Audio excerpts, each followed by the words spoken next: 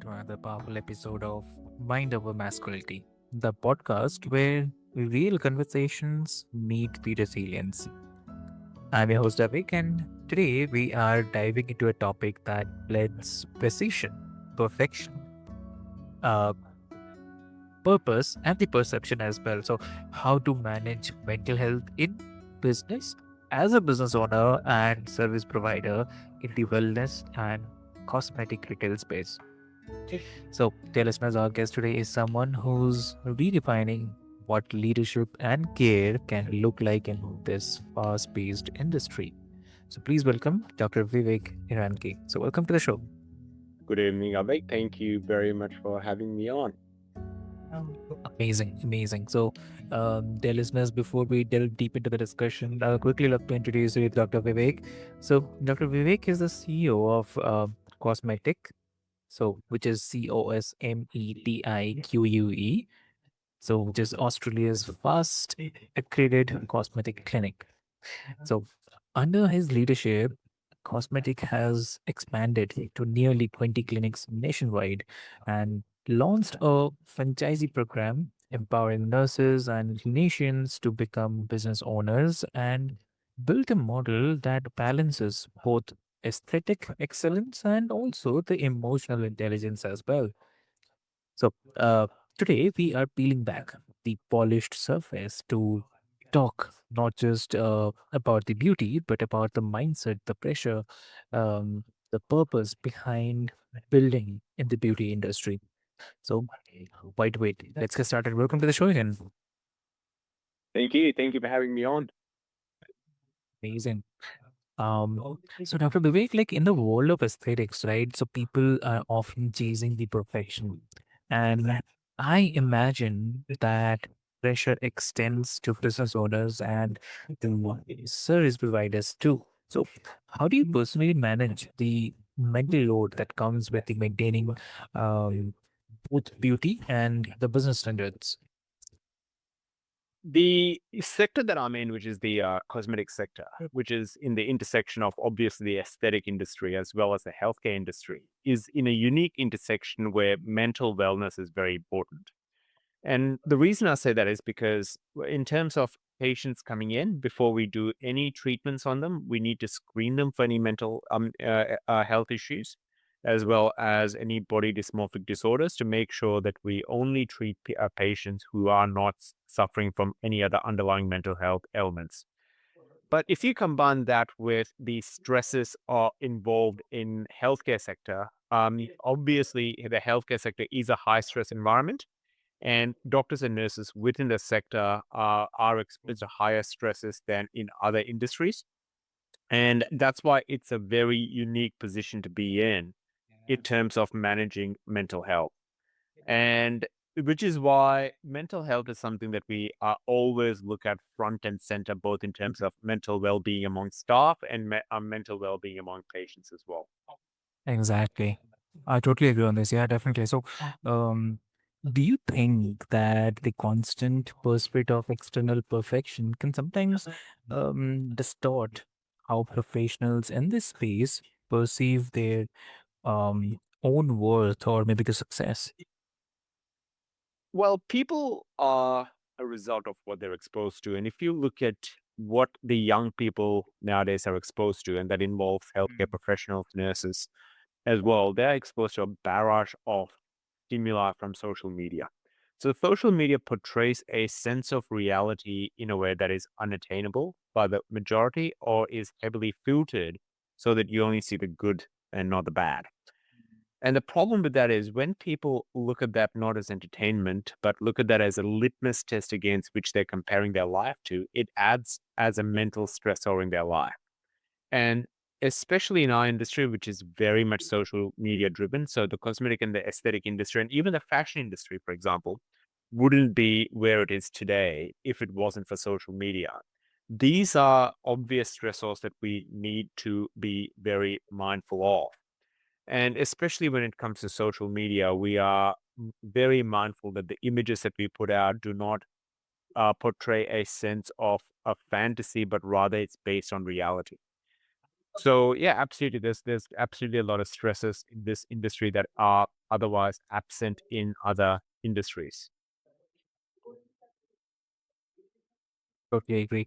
So, I mean, it's really powerful because it highlights that something many entrepreneurs face, not just in the aesthetics, but the danger of trying, I mean, tying identity to the outcome. So, and what you are describing, it really sounds like a call to redefine success as something very deeper than just the appearance or the profit. So, that's true, definitely. Mm, And absolutely. Sorry. Yeah. yeah. So I was also asking, like your clinics are built around helping people feel better about themselves. But your team, from nurses to franchisee owners, are often managing the clients who come end with the deep emotional stories.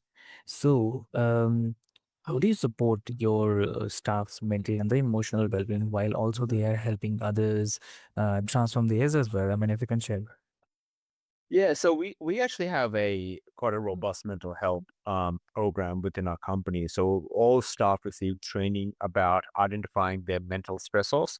We allow staff to take as much leave as they require in order to preserve their mental well-being. Because in our view, if a staff member is dealing with mental health ailments, then that will translate to poorer care for the patient. So there is a direct measurable harm that could actually happen if staff members in the healthcare sector are exposed to mental health issues.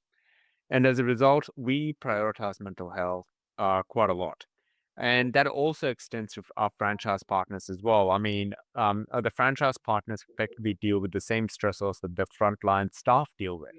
But on top of that, they also deal with the stressors of the administration behind the business, as well as the day to day running of the business. And one of the things that we found is that over time, society has pivoted from building mental resilience to more dealing with mental health discourse as a reactive measure.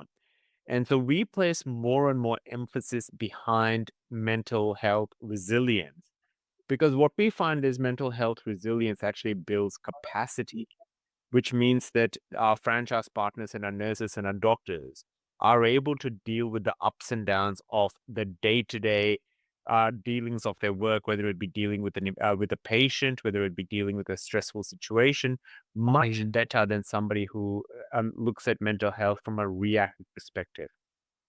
Correct. Exactly. And I mean, have you noticed any difference in how emotionally resilient teams perform compared to those who focus only on technical skills?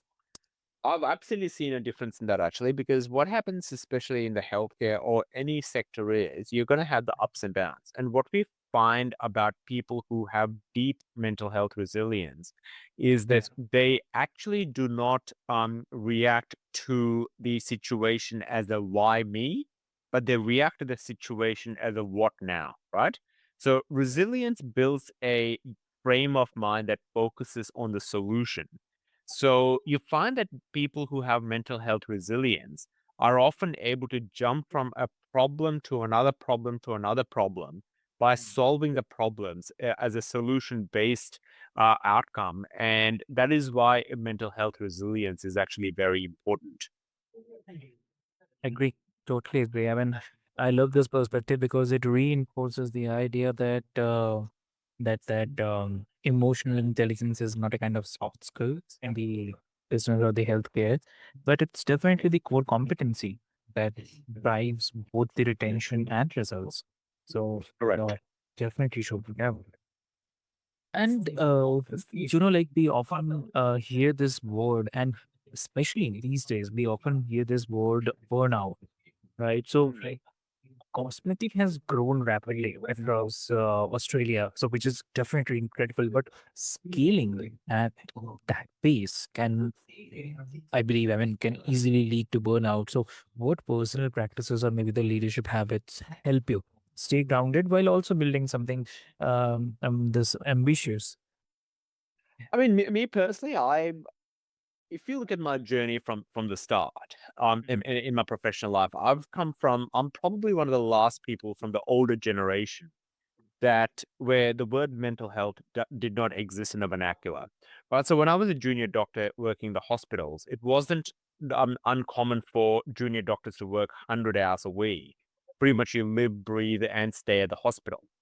It wasn't uncommon for doctors, young doctors, to essentially work the whole weekend with very minimal sleep.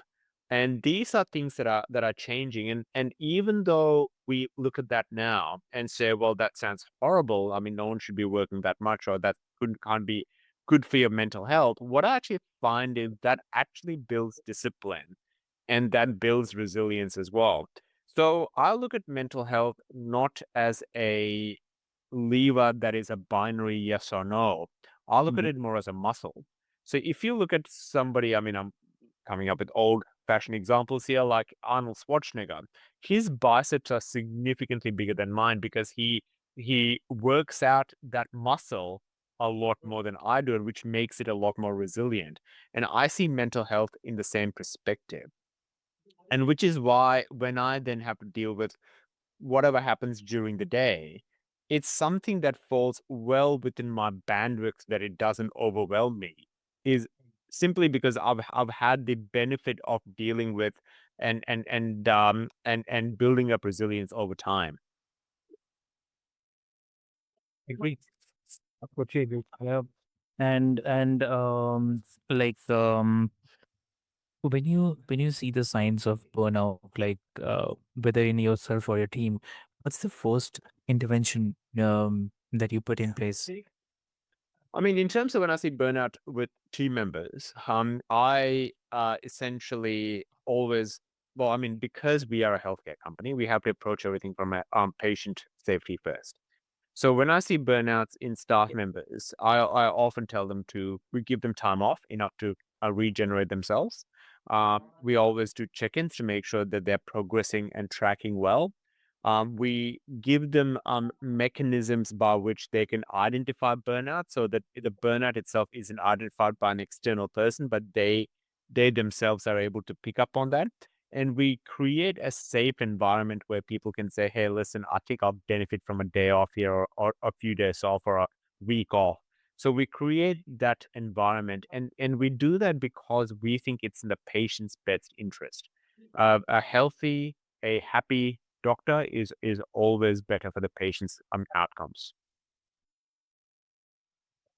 Got it. So, I mean, also like the cosmetic space often intersects with the beauty ideals that aren't usually associated with the masculinity. So, as a male leader in this field, like how has that shaped your understanding of vulnerability, confidence, and the leadership? What do you have to say?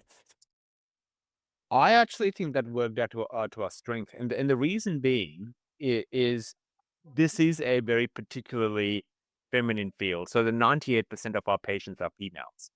And what we find is that, and this isn't all the time, this is sometimes people who are female and in this field overinvest in the field, and they bring in their personal feelings or their personal aesthetic goals or palette to the patient, which is something that we always say is incorrect. We think that everyone has their own ideals of what beauty is. And we always allow patients to describe that aesthetic endpoint to our nurses and our doctors, so that we match the goals of the patient rather than meeting the aesthetic outcomes of the practitioner.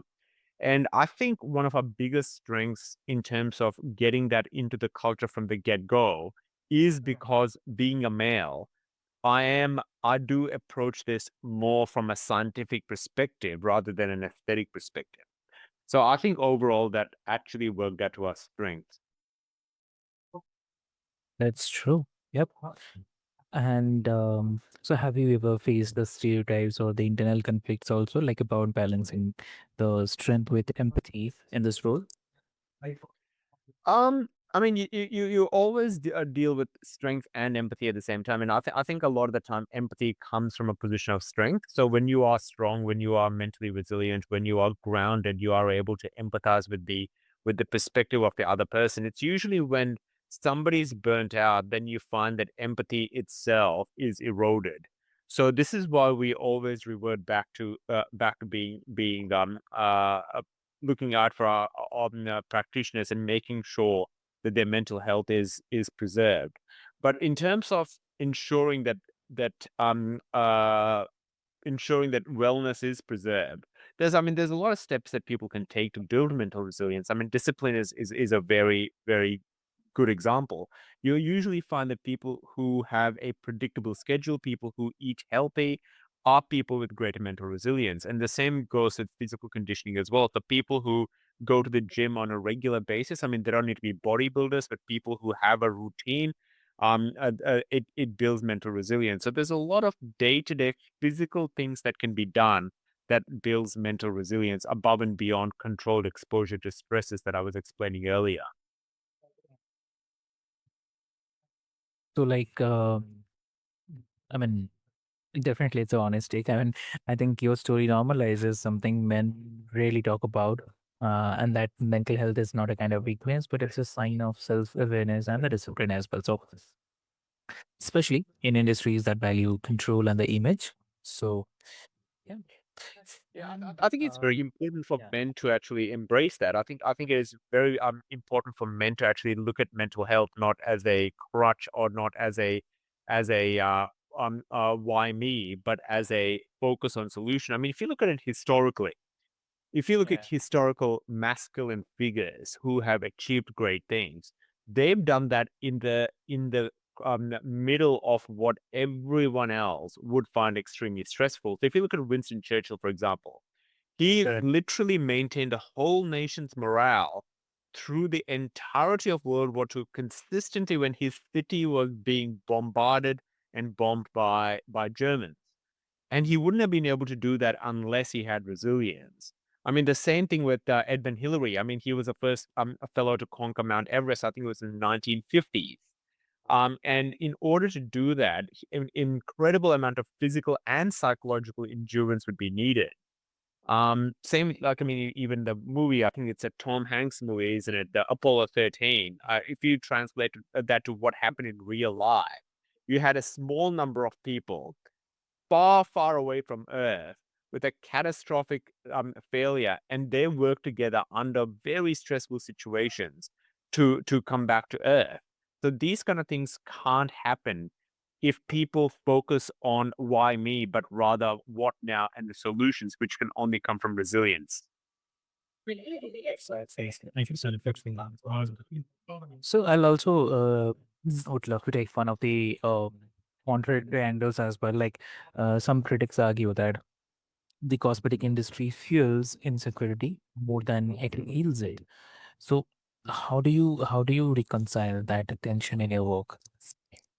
I would agree with that actually. I would agree that the cosmetic industry does fuel insecurity. And my comeback to that would be that there are companies out there that fuel it more, and there are companies out there that rely on insecurity, whereas there are companies such as ours that essentially match the patient's aesthetic and approach it from the perspective that there is no unified sense of aesthetic goals, and everyone's own aesthetic palette is their own, and we are here simply to facilitate where they are to where they want to be in the most safest technical way. But then if you then zoom out just out of the aesthetic industry, and if you look at the discretionary spend of the personal services industry as a whole, the same thing could be said for anything from makeup brands, fashion brands, and even gyms. And and especially with a place like gym, I mean, people would be conflicted to say, well, gyms induce insecurity.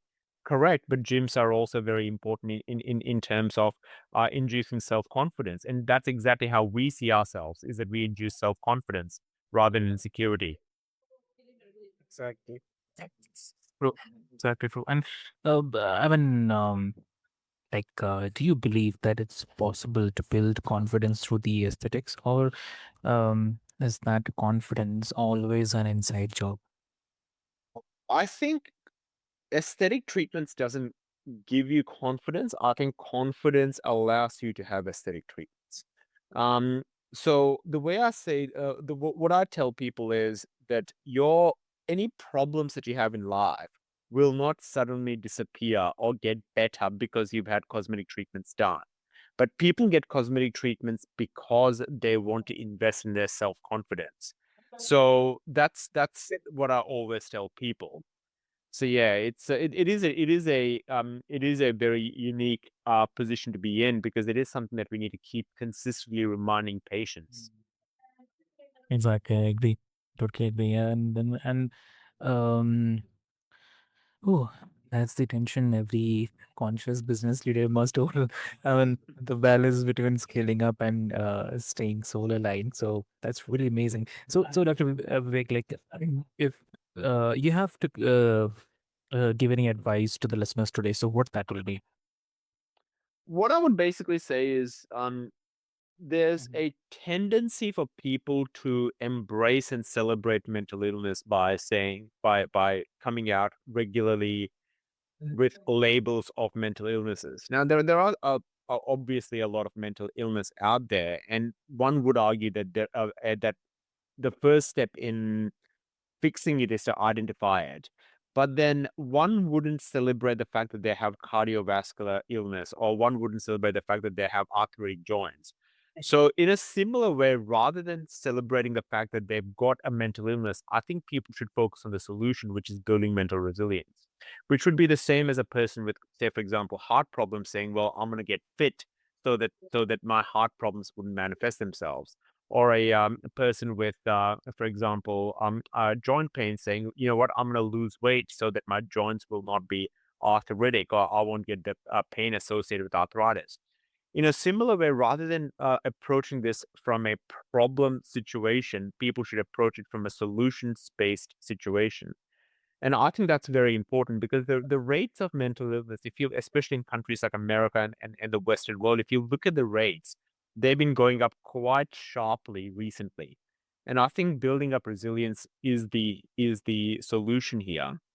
Especially in Australia, there's more and more people taking medications such as antidepressants. And look, there are a lot of people that need it, and I fully appreciate that. But one would also ponder how much of the mental illness can be addressed non-pharmacologically simply by bringing in things such as regular exercise or community support or working on one's patience or reflection or deriving a sense of purpose from their job.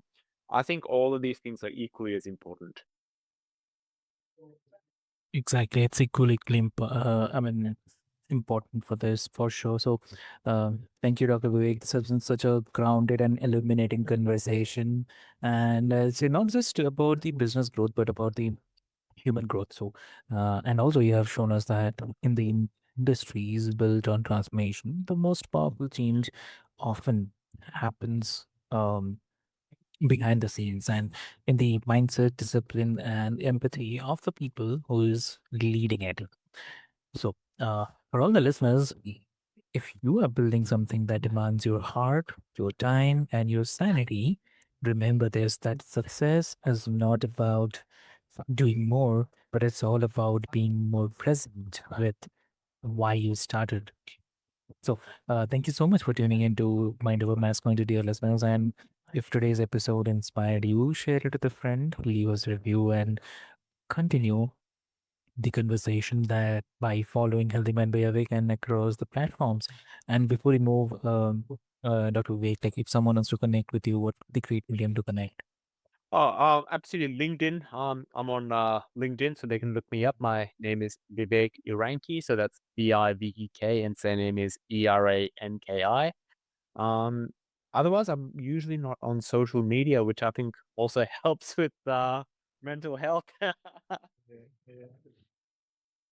Lovely. So, dear listeners, what I will do is I'll put all the links into the show notes for your easy reference. And until next time, take care of your mind because It's the foundation of everything that you build. So, thank you so much.